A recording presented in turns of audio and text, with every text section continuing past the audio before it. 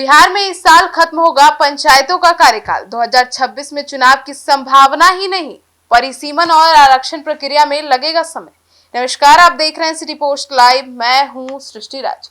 बिहार में पंचायती राज संस्थानों के मौजूदा कार्यकाल के समाप्त होने का समय नजदीक आ रहा है, लेकिन 2026 में पंचायत चुनाव कराना संभव नहीं दिख रहा है। पंचायत चुनाव से पहले कई महत्वपूर्ण प्रक्रियाएं पूरी करनी होगी, जिसमें पंचायतों का परिसीमन, नए परिसीमन के आधार पर आरक्षण रोस्टर तैयार करना और मतदाता सूची को अपडेट करना प्रमुख है। इन सभी प्रक्रियाओं में समय लगने के कारण पंचायत चुनाव की प्रक्रिया आगे जो है वो खिसकने की संभावना जताई जा रही है। अब पंचायत चुनाव से पहले सबसे महत्वपूर्ण चरण पंचायतों और निर्वाचन क्षेत्रों का परिसीमन है। अब परिसीमन के तहत पंचायत, प्रखंड और जिला स्तर पर निर्वाचन क्षेत्रों की सीमाओं और संरचना का निर्धारण किया जाता है। अब राज्य में जनसंख्या और प्रशासनिक बदलावों के आधार पर पंचायतों की संरचना के आवश्यक परिवर्तन किए जाते हैं। परिसीमन की प्रक्रिया पूरी होने के बाद ही यह स्पष्ट हो सकेगा कि कौन सा क्षेत्र किस पंचायत या निर्वाचन क्षेत्र के अंतर्गत आता है। आपको बता दें, परिसीमन पूरा होने के बाद जो है वो अगला बड़ा काम आरक्षण रोस्टर तैयार करना होगा।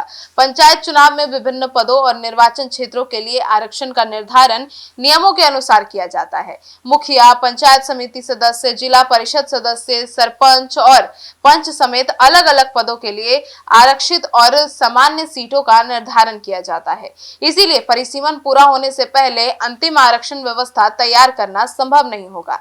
यही वजह है कि चुनाव प्रक्रिया में परिसीमन और आरक्षण को महत्वपूर्ण चरण माना जाता है।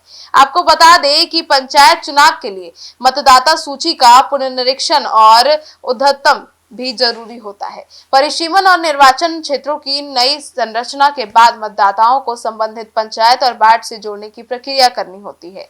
इसी दौरान नए मतदाताओं के नाम जोड़ने, मृत या स्थानांतरित मतदाताओं के नाम हटाने और मतदाता सूची में जरूरी संशोधन करने की प्रक्रिया पूरी की जाएगी। परिसीमन, आरक्षण रोस्टर और मतदाता सूची तैयार करने के बाद चुनाव की अंतिम प्रक्रिया आगे बढ़ सकेगी।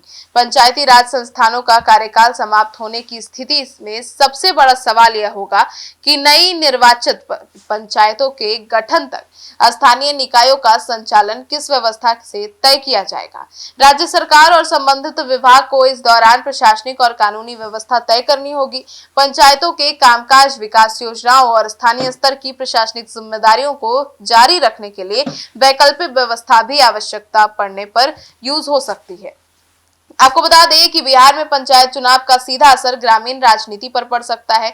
पंचायत चुनाव में बड़ी संख्या में स्थानीय प्रतिनिधि चुने जाते हैं और गांव के स्तर पर राजनीतिक नेतृत्व तैयार होता है। ऐसे में चुनाव में देरी की संभावना के बीच संभावित जो प्रत्याशी हैं, उन सभी ग्रामीण राजनीतिक कार्यकर्ताओं की नजर सरकार और राज्य निर्वाचन आयोग की तैयारी पर ही रहेगी। अब ऐसे में फिलहाल उपलब्ध जानकारी के आधार पर 2026 में पंचायत चुनाव कराना मुश्किल नजर आ रहा है, क्योंकि चुनाव से पहले कई जरूरी प्रक्रियाएं पूरी करनी होती है।